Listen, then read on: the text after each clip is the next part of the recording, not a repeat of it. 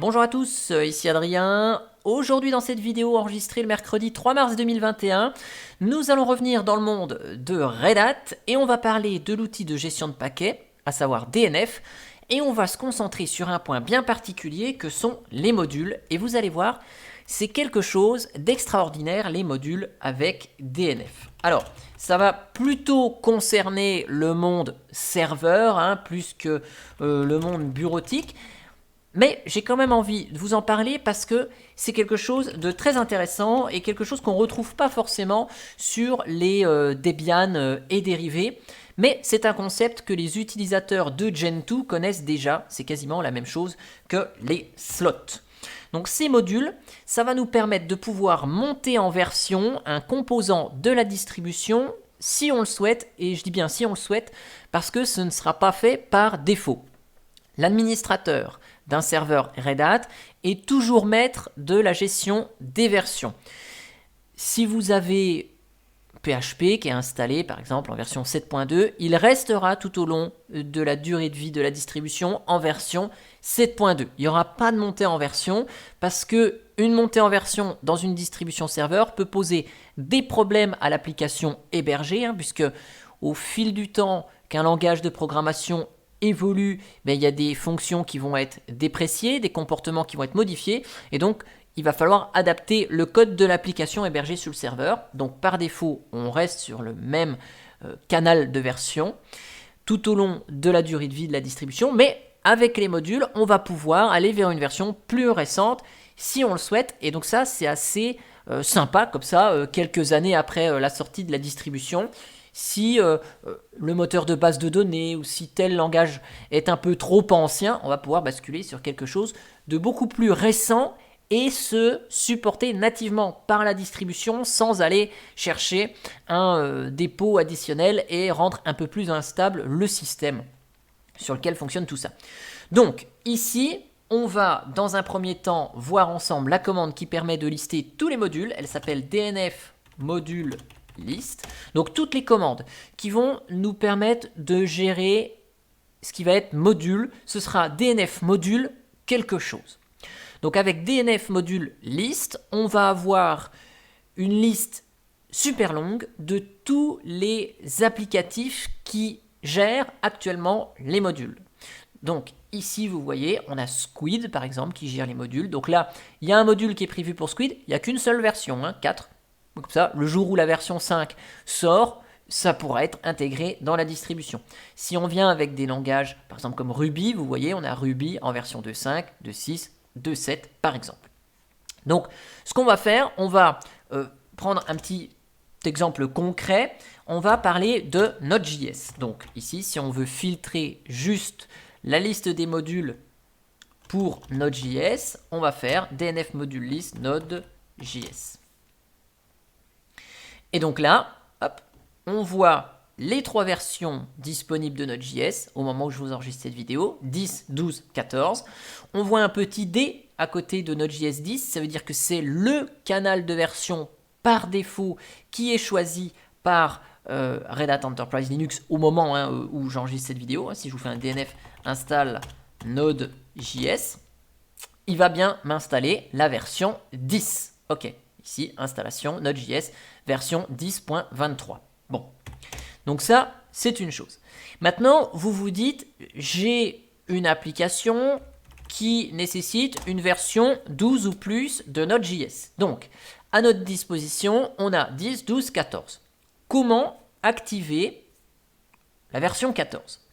Dans un premier temps, on va désactiver l'ensemble des versions, ici, avec DNF module disable Node.js, ici. Donc on va désactiver toutes les versions, tous les streams ici de Node.js. On désactive les modules.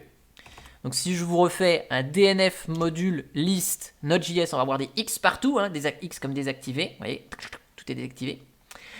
Et puis maintenant, on va activer, donc avec DNF module enable, le stream, la version 14, en faisant Node.js 2.14, le numéro de version, le stream ici mentionné. Et donc vous voyez, le système me dit activation des flux de modules Node.js version 14. Donc on valide. Et si je vous fais à nouveau le DNF module list Node.js, qu'est-ce qu'on constate? On voit que par défaut est fournie chez Red Hat la version 10, mais que nous, on a activé, enable, la version 14. Et donc, si je vous fais un petit DNF install Node.js, vous allez voir que cette fois-ci, il va aller m'installer la version 14. Installation Node.js version 14.15.4. Et ça provient bien du dépôt officiel de chez Red Hat, le AppStream RPM ici. Donc ici, on a vu comment modifier l'installation par défaut. Alors vous allez me dire, c'est très bien, mais comment on fait quand on a un logiciel qui est déjà installé? Donc, on va mettre en place rapidement un serveur web avec PHP. Donc par défaut, vous voyez, avec PHP, on a 7.2, version 7.2, il va m'installer PHP CLI, PHP Common en version 7.2.24. Donc qui dit serveur web, dit qu'on va aller taper l'adresse ici, voilà, donc systemctl enable --now httpd, hop, on va activer PHP FPM également. On va ouvrir le pare-feu firewall cmd --add service égale http. Hop, et puis on va le faire au reboot. Ok, et donc là, normalement, mon serveur web fonctionne. Très bien. Donc je vais créer une petite page dans var www.html info.php juste pour vous montrer la version de PHP utilisée, PHP info. On va pas faire très compliqué. Voilà. Et donc si je vous fais un info.php, très bien. Donc là, on voit qu'on tourne avec la version 7.2.24 de PHP. Bon. Alors maintenant, comment on fait pour passer sur une version plus récente? Donc, DNF, module list, PHP. On voit quoi? On voit que là, on a la version par défaut 7.2, défaut, et celle qui est activée, c'est la version 7.2 également. Donc là, ok. Maintenant, comment passer à PHP 7.4, sachant que tout ça s'est installé? Eh bien, on fait exactement de la même manière qu'avec Node.js. On va faire un petit DNF module disable PHP. On va désactiver le module PHP. Pas de souci, c'est pas parce que PHP est installé que ça nous pose problème. Et on va aller installer le module 7.4 ici, hop, donc avec DNF module enable PHP 7.4. Ici, le système nous dit, hey, activation des flux de modules PHP 7.4. Oui, ok. Donc si je vous refais le petit DNF module list PHP, on voit que par défaut, c'est 7.2 est installé 7.4. Et maintenant, si on reste dans cet état, on est toujours avec PHP 7.2. Donc on fait juste un DNF upgrade PHP. Et ici, c'est géré nativement. Il va basculer sur PHP 7.4. Il y a une nouvelle dépendance qui est nécessaire pour PHP 7.4. C'est celle-ci. Donc il va nous l'installer comme un grand. Voilà. On fait un petit systemctl restart httpd.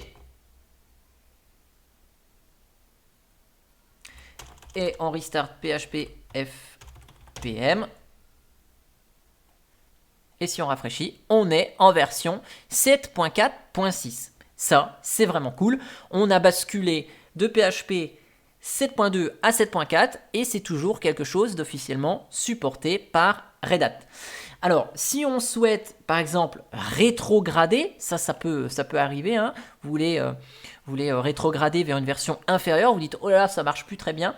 Je voudrais revenir à une version plus ancienne, mais pas la 7.2. Je veux basculer sur la 7.3. On fait pareil. Donc ici, je vous remets la liste des modules. On va disable PHP. Donc là, il va désactiver ici. Je vous remontre la sortie de la ligne DNF module list. Il y aura des petits X partout. OK. Et on va par exemple, activer enable PHP 7.3.